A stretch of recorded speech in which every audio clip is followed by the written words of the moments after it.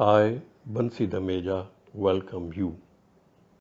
Srimad Bhagavad Gita is a holy scripture which gives us complete knowledge and tells us the way we can live a happy, peaceful, meaningful, spiritual life without renouncing this world. It is a dialogue between Lord Krishna and Arjuna, the warrior, at the battlefield of Kurukshetra in India. Arjun became emotional when he saw his kinsmen on both sides and refuses to fight. Lord Krishna gives him complete knowledge about life, the body, the soul, the gunas of nature, the characteristics of human life, and various aspects about life, and ultimately Arjun understands everything and finally he is determined to fight. Srimad Bhagavad Gita, Chapter 6, Dhyan Yoga. ओम नमो भगवते वासुदेवाय। ओम श्री कृष्ण परमात्मने नमः। अथ षष्ठोऽध्यायः ध्यानयोगः। श्रीभगवानुवाच अनाश्रितः कर्मफलं कार्यं कर्म करोति यः स सन्न्यासी च योगी च न निरग्निर्न चाक्रिया। यं सन्न्यासमिति प्राहुः योगं तं विद्धि पाण्डव। न ह्यसन्न्यस्य सङ्कल्पः योगी भवति कश्चन। आरुरुक्षोर्मुनेर्योगं कर्म कारणमुच्यते। योगारूढस्य तस्यैव शमः कारणमुच्यते। यदा हिनेन्द्रियार्थेषु न कर्मस्वनुषज्यते सर्वसङ्कल्पसन्न्यासी योगारूढस्तदोच्यते। उद्धरेदात्मनात्मानं नात्मानमवसादयेत्। आत्मैव ह्यात्मनो बन्धो आत्मैव रिपुरात्मनः। Shri Krishna said, O Arjun, the one who performs prescribed duties without desiring the result of his actions is actually a sannyasi and a yogi. But the one who is powerless and has abandoned bodily activities is neither a sannyasi nor a yogi. O Arjun, the one who is a sannyasi is not different from a yogi, for none can become a yogi without renouncing worldly desires. For the one who aspires to achieve perfection in yoga, work without attachment is said to be the means, and to the one who is already elevated in yoga, tranquility in meditation is said to be the means. The one who is neither attached to the sense objects nor to actions and has renounced all desires for the fruits of action has achieved the desired state in yoga. One should control his mind and not allow it to go astray, because the one who has control over his mind is his friend, and the one who is unable to do so, his mind is his enemy. बन्धुरात्मात्मनस्थस्य येनात्मैवात्मना जितः अनात्मनस्तु शत्रुत्वे वर्तेदात्मैव शत्रुवत्। जितात्मनः प्रशान्तस्य परमात्मा समाहितः। शीतोष्णः सुखदुःखेषु तथा मानापमानयोः। ज्ञानविज्ञानतृप्तात्मा कूटस्थो विजितेन्द्रियः। युक्त इत्युच्यते योगी समलोष्टाश्मकाञ्चनः। सुहृन्मित्रानुदासीन मध्यस्थद्वेष्य बन्धुषु। साधुष्वपि च पापेषु समबुद्धिर्विशिष्यते। योगी युञ्जीत सततम् आत्मानं रहसि स्थितः। एकाकीयत चित्तात्मा निराशीरपरिग्रहः. For the one who has conquered his mind is the best friend, but who has failed to do so, the mind works like the greatest enemy. The one who has conquered the mind remains stable in cold and heat, joy and sorrow, honor and dishonor. Such a person remains peaceful and steadfast in his devotion to God. The one who is satisfied with the knowledge and the wisdom about the self and has conquered his senses remains undisturbed in all circumstances. He sees everything, dirt, stone, and gold, as the same. Such a person, by virtue of his nature, is a well-wisher and looks upon all well-wisher, friends, foes, with impartial intellect. He too has same attitude towards the pious and the sinful alike. Such a person is not attracted towards objects, including mind and body. He does not try to accumulate any kind of worldly objects and is constantly engaged in meditation with a controlled mind focused on the Supreme.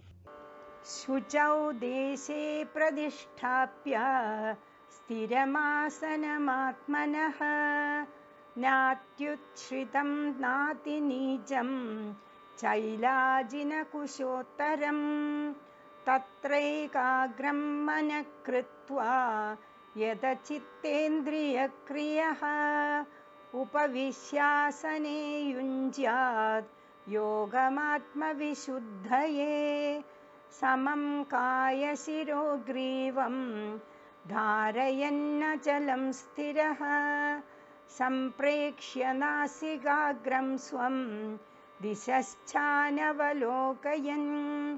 प्रशान्तात्मा विगतभिः ब्रह्मचारिव्रते स्थितः मनः संयम्य मच्चित्त युक्त आसीत मत्परः युञ्जन्नेवं सदात्मानं योगी नियतमानसः शान्तिं निर्वाणपरमां मत्संस्थामधिगच्छति. To practice yoga, one should make a asana, seat, in a sanctified place by placing kush grass, deer skin, and a cloth one over the other. The seat should neither be too high nor too low. Seated firmly on it, one should strive to purify the mind by focusing it on meditation, controlling all thoughts and activities. One must hold the body, neck, and head firmly in a straight line and gaze at the tip of the nose and should not look here and there. Being steadfast in vow of celibacy, one should meditate on me with a serene, fearless, and unwavering peaceful mind, having me alone as the supreme goal. Thus, constantly keeping the mind absorbed in me, one of disciplined mind attains supreme peace. The one who is in such a state of yoga gets free from worldly bondages and attains nirvana, which abides in me. नात्यस्नतस्तु योगोऽस्ति न चैकान्तमनस्नतः न चादिस्वप्नशीलस्य जाग्रतो नैव चार्जुन युक्ताहारविहारस्य युक्तचेष्टस्य कर्मसु युक्तस्वप्नावबोधस्य योगो भवति दुःखः यदा विनियतं चित्तम् आत्मन्येवावतिष्ठते निःस्पृहः सर्वकामेभ्यः युक्त इत्युच्यते तदा यथा दीपो निवातस्थः नेङ्गते सोपमा स्मृता योगिनो यदचित्तस्य युञ्जतो योगमात्मनः यत्रोपरमते चित्तं निरुद्धं योगसेवया यत्र चैवात्मनात्मानं पश्यन्नात्मनि तुष्यति. O Arjun, the one who eats too much or too little, sleeps too much or too little, cannot attain success in yoga. But the one who is regulated in eating and recreation, balanced in work and regulated in sleep, is relieved from the worldly sufferings by practicing yoga. When one with practice is able to control all his activities of his mind and frees himself from all worldly desires, then he is said to be fully situated in yoga. Just as a lamp does not flicker in a windless place, so the disciplined mind of a yogi remains steady on the self in meditation. When the mind, restrained by the practice of yoga, becomes withdrawn from material activities and becomes still, then one beholds the self and rejoices in his own self with inner joy. सुखमात्यन्तिकं यत्तत् बुद्धिग्राह्यमतीन्द्रियं वेत्ति यत्र न चैवायं स्थितश्चलति तत्त्वतः यं लब्ध्वा चापरं लाभं मन्यते नाधिकं ततः यस्मिन् स्थितो न दुःखेन गुरुणापि विचाल्यते तं विद्या दुःखसंयोग वियोगं योगसंज्ञितं स निश्चयेन योक्तव्य योगो निर्विण्णचेतसा सङ्कल्पप्रभवान् कामान् त्यक्त्वा सर्वान् शेषतः मनसैवेन्द्रियग्रामं विनियम्य समन्दत शनैः शनैः उपरमेत् बुद्ध्या धृतिगृहीतया आत्मसंस्थं मनः कृत्वा न किञ्चिदपि चिन्तयेत्. In the joyous state, one experiences supreme, boundless divine bliss, and thus situated, the yogi is not disturbed and never deviates from the eternal truth. The one who has attained such a state does not consider any other attainment to be greater, and being established in this, one is not shaken even in deepest sorrow. Therefore, one should practice yoga to achieve this state where one is free from sorrow. This yoga should be practiced with determination and with mind undisturbed by worldly sufferings. One should practice yoga with determination and faith, should give up all material desires and control all his senses on all sides of the mind. One should gradually, with full faith, using his intellect, concentrate his mind and thoughts on the self, and should not think of anything other than the Supreme. यतो यतो निश्चरति मनश्चञ्चलमस्थिरं ततस्ततो नियम्यैतत् आत्मन्येव वशं नयेत् प्रशान्तमनसं ह्येनं योगिनं सुखमुत्तमम् उपैति शान्तरजसं ब्रह्मभूतमकल्मषम् युञ्जन्नेवं सदात्मानं योगी विगतकल्मषः सुखेन ब्रह्मसंस्पर्शम् अत्यन्तं सुखमश्नुते सर्वभूतस्थमात्मानं सर्वभूतानि चात्मनि ईक्षते योगयुक्तात्मा सर्वत्र समदर्शनः यो मां पश्यति सर्वत्र सर्वं च मयि पश्यति तस्याहं न प्रणश्यामि स च मे न प्रणश्यति. Wherever the mind wanders here and there due to its flickering and unsteady nature, one must certainly withdraw it and bring it back under the control of the self. The yogi, whose mind is in complete peace, has subdued his passion, Rajogun. Mind fixed on me attains the highest happiness by virtue of his identification with the Brahm Supreme and becomes free from sins. The yogi, who is in complete control of mind, uniting with the self, becomes free from material contamination and being in constant touch with the Supreme achieves the highest state of perfect happiness. A true yogi observes the Supreme in all beings and also sees every being in the Supreme, considers all equal. The one who sees me everywhere and sees everything in me, I am never out of his sight, nor he is out of sight for me.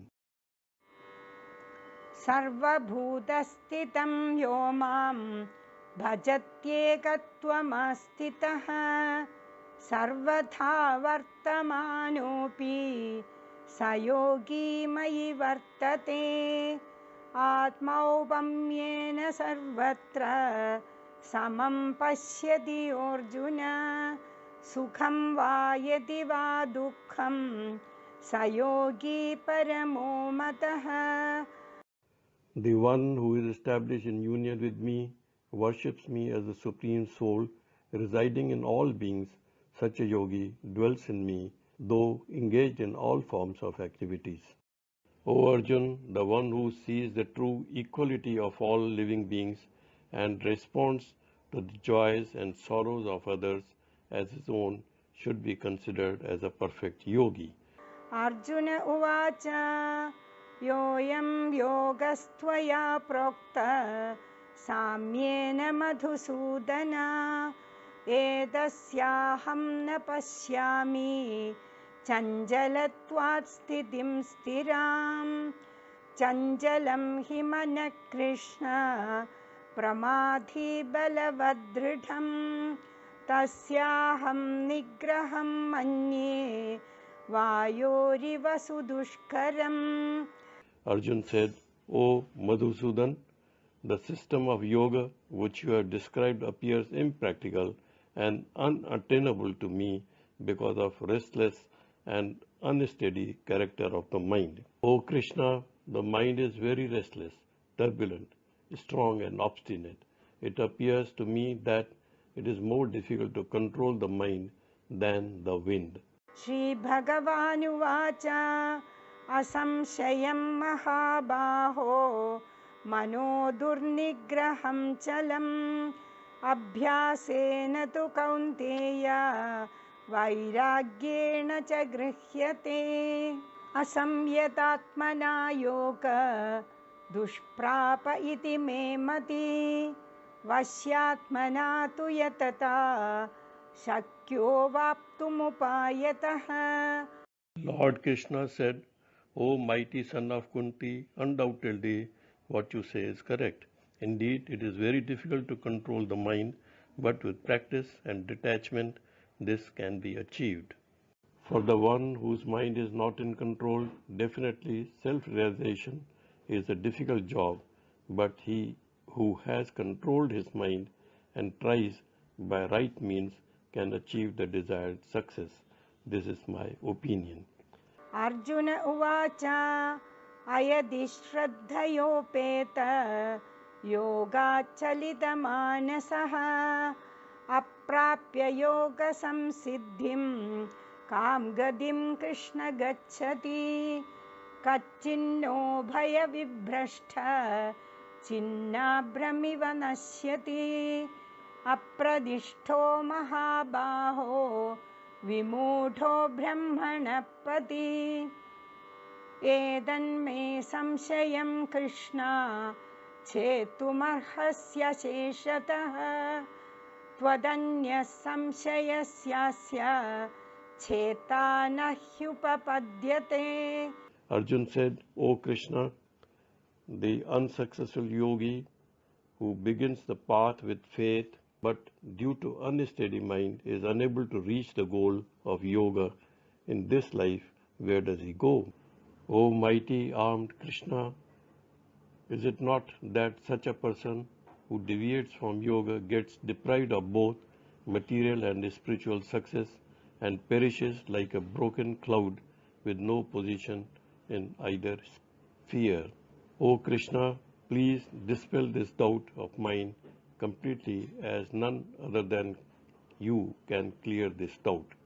Shri Bhagavanuvacha Parthanaiveha namutra विनाशस्थस्य विद्यते न हि कल्याणकृत् कश्चित् दुर्गतिं तादगच्छति प्राप्य पुण्यकृतां लोकान् उषित्वा शाश्वती समाः शुचीनां श्रीमतां गेहे योगभ्रष्टोऽभिजायते अथवा योगिनामेव कुले भवति धीमताम् एतद्धि दुर्लभतरं लोके जन्म यदीदृशं तत्र तं बुद्धिसंयोगं लभते पौर्वदेहिकं यतते च ततो भूय संसिद्धौ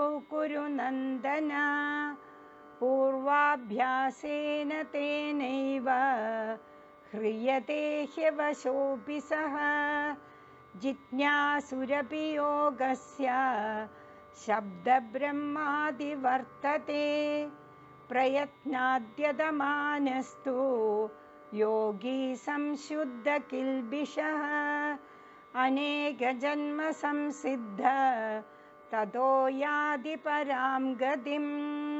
Supreme Lord said, O Parth, one who has engaged himself on the spiritual path does not meet with destruction either in this world or in the world to come. One who is engaged in virtuous deeds will never meet the evil. An unsuccessful yogi after death goes to the abodes of the virtuous. After dwelling there for many ages, is reborn in a family of pious and prosperous. Or he is born in a family of yogis endowed with divine wisdom. Of course, such a birth is rare in this world. O son of Kuru, on taking such a birth, he regains the knowledge of his previous lives and strives even harder to achieve perfection. By virtue of the divine consciousness of his previous life, he gets attracted to the yogic principles. As a seeker, he practices yoga and strives to rise above. Such a seeker naturally rises above the ritualistic principles of the scriptures. With the accumulated merits of many past births, he engages in sincere effort for further progress. Such a yogi becomes purified and attains the ultimate perfection in this life itself. तपस्विभ्योऽधिको योगी ज्ञानिभ्योऽपि मदोऽधिकः कर्मिभ्यश्चाधिको योगी तस्माद् योगी भवार्जुन योगिनामपि सर्वेषां मद्गतेनान्तरात्मना श्रद्धावान् भजते यो मां समे युक्ततमो मतः. O Arjuna, a yogi is superior to the tapasvi, ascetic, superior to the jnani, a person of learning, and even superior to the karmi, ritualistic performer. Therefore, O Arjuna, strive to be a yogi. Of all yogis, he whose mind is always absorbed in me and engages in devotion to me with great faith, with his mind focused on me, I consider him to be the highest among all yogis. Om Tat Saditi Srimad Bhagavad Gitasu Upanishatsu Brahma Vidyayam Yoga Shastre Sri Krishna Arjuna Samvade Dhyana Yogo Nama Shashtodhyayaha.